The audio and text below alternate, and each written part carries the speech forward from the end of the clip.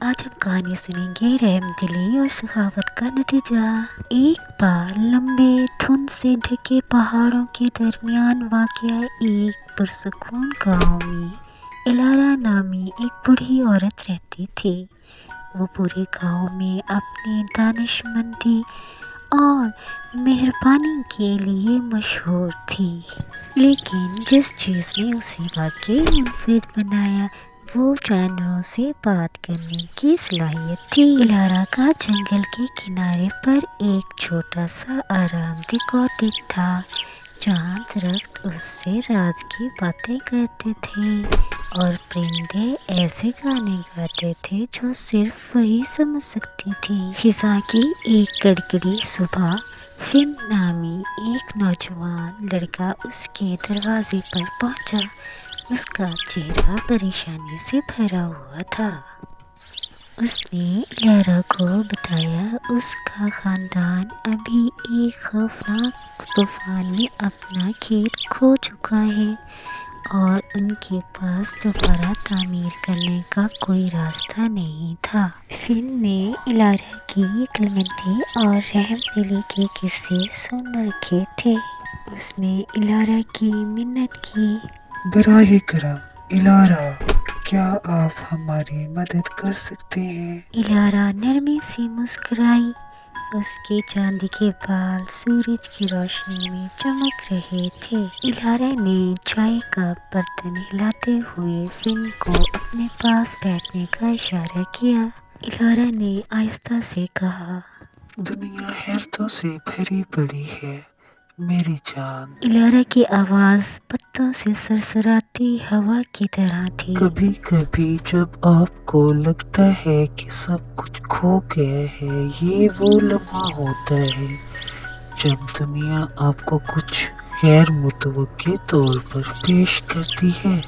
گرما گرم چائے کا کپ فن کو پکڑاتے ہوئے الارا نے کہا، جنگل کی گہرائی میں ایک پوشیدہ باغ ہے جہاں سب پرانا درخت کھڑا ہے۔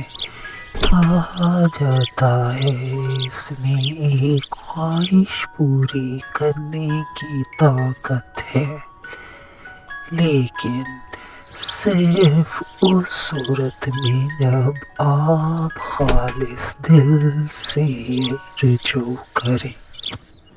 فن اگرچہ شکی تھا، امید کی ایک چنگاری محسوس ہوئی۔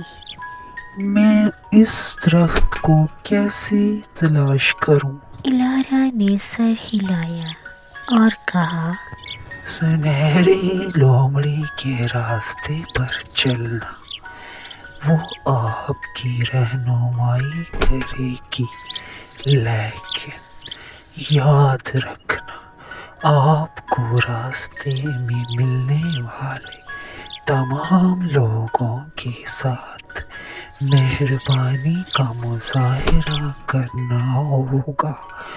یہ گرو کی جادو کو کھولنے کی کلید ہے۔ شکر گزار فن فوراً روانہ ہو گیا۔ وہ جنگل میں چلا گیا، اس بات سے بے خبر کہ اس کا سامنا کس سے ہوگا۔ درخت اونچے اونچے تھے، ان کی شاخیں قدیم ہاتھوں کی طرح مڑ رہی تھی۔ چلتے چلتے اس کا سامنا ہر قسم کی مخلوق سے ہوا، خرگوش، ہرن اور پرندے جو اسے متجسس نظروں سے دیکھتے تھے۔ اسے الارا کے الفاظ یاد آئے اور وہ ہر ایک کو دیکھ کے مسکرایا اور ہر ایک کے ساتھ مہربانی سے پیش آیا۔ دھیرے دھیرے جنگل زندہ ہوتا دکھائی دے رہا تھا۔ سرسراہٹ کے پتے زور سے بڑھ رہے تھے، جیسے درخت خود اس کی رہنمائی کر رہے ہوں۔ فن گھنٹوں تک سنہری لومڑی کے پیچھے پیچھے چلتا رہا۔ ہر قدم پہلے سے زیادہ جادوئی محسوس ہوتا تھا۔ آخر میں ایک پوشیدہ پہاڑی پر پہنچے جہاں ایک بہت بڑا قدیم درخت اس کے درمیان میں کھڑا تھا۔ اس کی چھال چاندی کی لکیروں سے چمک رہی تھی، اس کی جڑیں زمین کی گہرائیوں تک پہنچی ہوئی تھیں۔ سنہری لومڑی درخت کی تہ میں بھاگ کر جا بیٹھی اور فن کی طرف غور سے اس کی آنکھوں میں دیکھنے لگی۔ فن درخت کے آگے گھٹنے ٹیک کر بیٹھ گیا۔ فن نے سرگوشی کرتے ہوئے کہا، براہ کرم ہماری مدد کریں، میں اپنے خاندان کے فارم کو دوبارہ بنانا چاہتا ہوں۔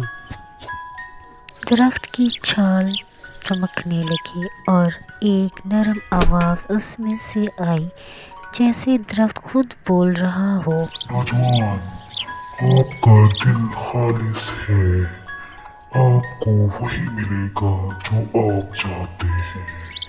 آپ کی مہربانی نے جادو کا دروازہ کھول دیا ہے۔ آپ نے جنگل کی مخلوق کا احترام کیا ہے، اب آپ کو وہی ملے گا جو آپ چاہتے ہیں۔ اچانک فن نے محسوس کیا کہ اس کی فصلوں کی خوشبو اس تک پہنچ رہی ہے۔